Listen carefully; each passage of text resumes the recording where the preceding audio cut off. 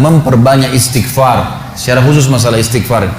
Karena ada sebuah hadis Nabi SAW yang berbunyi, bisa saja rezeki seorang hamba tertahan, ya, ditahan oleh Allah, belum dikasih, ditahan dulu karena dosa yang dia lakukan. Karena dosa yang dia lakukan. Jadi dosa itu bisa menahan. Bisa saja kita mau coba masuk proyek gagal, coba istighfar kepada Allah SWT. Kan? Jadi memang ada dosa yang mengganjal, intinya begitu. Pernah ada 3 orang datang kepada Hasan Basri rahimahullah, seorang ulama tabi'in yang masyhur.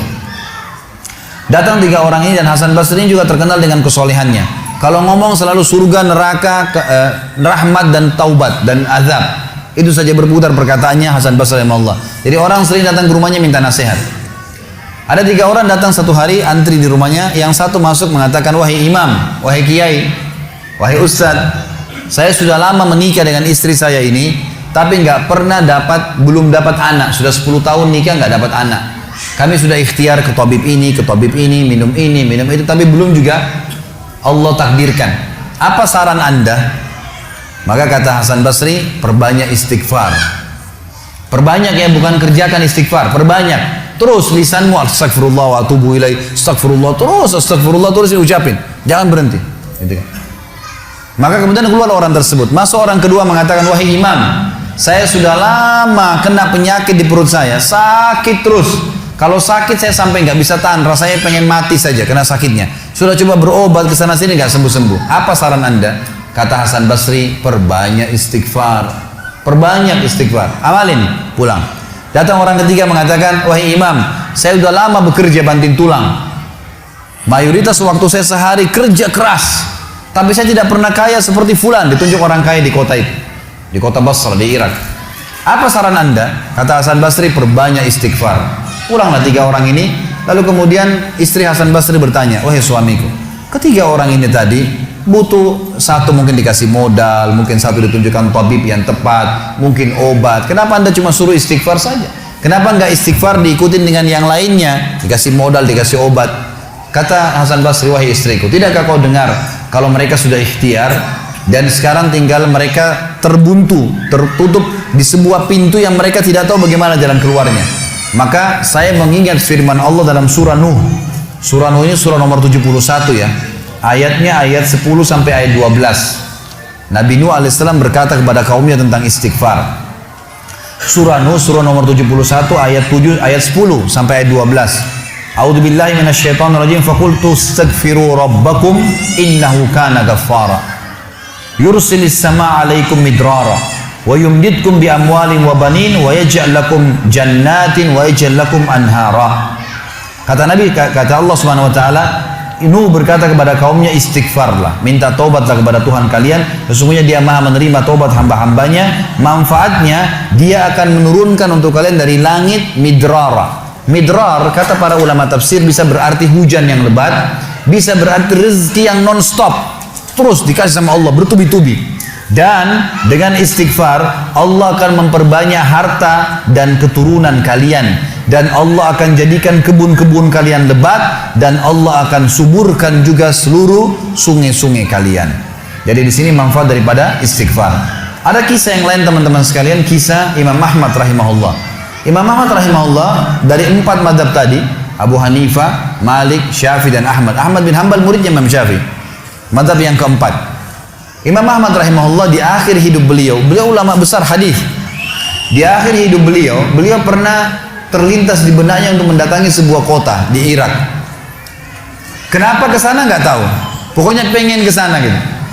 Imam Ahmad pergi ke sana. Tiba di kota itu, tapi saya tidak temukan dalam riwayat ini kota apa yang dimaksud. Tiba di kota itu, Imam Ahmad tiba azan maghrib. Lihat masjid, ada satu masjid, masuk masjid itu sholat berjamaah. Orang nggak tahu dia, karena zaman dulu orang tidak ada foto, tidak tahu lihat bagaimana wajah siapa orang ini, nggak kenal. Habis sholat maghrib, Imam Ahmad duduk sedikit baca Al-Quran. Azan isya dia ikut sholat. Selesai isya, Imam Ahmad pergi ke pojok masjid, mau geletak tidur. Marbot masjidnya datang, dekatin. Wahai syekh, syekh ini dalam bahasa Arab 3 artinya. Bisa satu dari 3. Bisa orang tua, syekh. Bisa orang alim, bisa orang kaya. Jadi tidak selamanya kalau antum dipanggil di Saudi syekh dianggap orang alim gitu. Bisa saja orang tua gitu kan. Dipanggil, hai Syekh, orang tua maksudnya. Ngapain anda di sini? Kata Imam Ahmad, saya musafir, nggak kenal orang siapapun di kota ini. Besok pagi saya mau pergi, nggak ada tempat nginap, saya mau nginap di sini. Karena zaman dulu nggak ada penginapan-penginapan kayak kita sekarang, banyak hotel segala gitu. Kata marbotnya nggak bisa, masjid nggak boleh tidur. Kata Imam Ahmad, saya didorong-dorong keluar dari masjid. Orang ini nggak tahu kalau ini Imam Ahmad, kalau tahu mungkin diundang ke rumahnya. Tapi ini marbot, masya Allah, istiqamah ini gitu. Keluar dari masjid, ditutup pintu masjid sama dia. Imam Ahmad lihat orang yang sudah pergi, Imam Ahmad lihat ada teras masjid, tidur di teras masjid. Balik lagi marbotnya. Wahai Syekh, ngapain sini? Musafir, mau tidur, nggak ada tempat nginap. Nggak bisa Syekh. Teras pun nggak boleh, peraturan. Ini saya bilang tadi, istiqamah luar biasa nih. Imam Ahmad bilang, saya didorong-dorong ke jalanan. Dorong ke jalanan. Waktu saya lagi didorong ke jalanan, ternyata masjid bersebelahan dengan kios penjual roti. Ada satu orang penjual roti di sebelah masjid.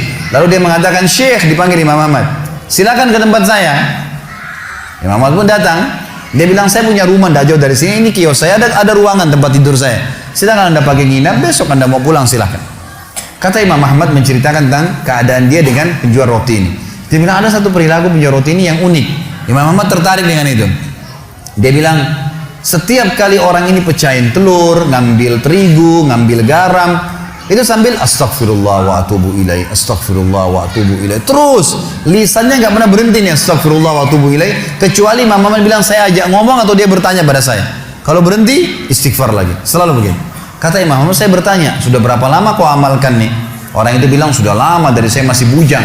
Kebetulan orang ini sudah tua, seumur sama Imam Ahmad, sudah mendekati 60 tahun lebih gitu. Baik, dia bilang, sudah lama, dari saya masih bujang. Kata Imam Ahmad, ma thamaratu istighfarik, apa manfaatnya istighfarmu? Apa yang kau dapatkan dengan istighfar yang sebanyak ini? Kata dia, tidak ada apapun yang saya minta kepada Allah kecuali diijabah. Apa saja saya minta Allah kasih, tinggal satu yang belum Allah kasih. Kata Imam Ahmad, apa itu? Dia bilang, saya minta dipertemukan sama Imam Ahmad. Lah ya, kisah nyata. Imam Ahmad mengatakan, Allahu Akbar, istighfarmu lah yang membuat saya datang ke kota ini, tidak tahu kenapa. Istighfarmu yang membuat marbot masjid mendorong-dorong saya keluar masjid. Istighfarmu yang mendatangkan saya ke tempat ini, tempat praktekmu, ke rumahmu. Karena saya adalah Ahmad bin Hanbal. Saya adalah Ahmad ibn Hanbal. Bagaimana istighfar teman-teman sekalian mendatangkan rezeki yang luar biasa. Permintaan apapun didatangkan. Seorang alim ulama biasa didatangin, ini malah didatangkan sama Allah ke tempat orang ini karena istighfarnya. Jadi memperbanyak istighfar manfaatnya sangat besar. Hadis Bukhari kata Nabi SAW, siapa yang mulazamah selalu istighfar, Allah akan jadikan jalan keluar dari masalahnya dan Allah akan berikan rezeki dari tempat tidak disangka-sangka.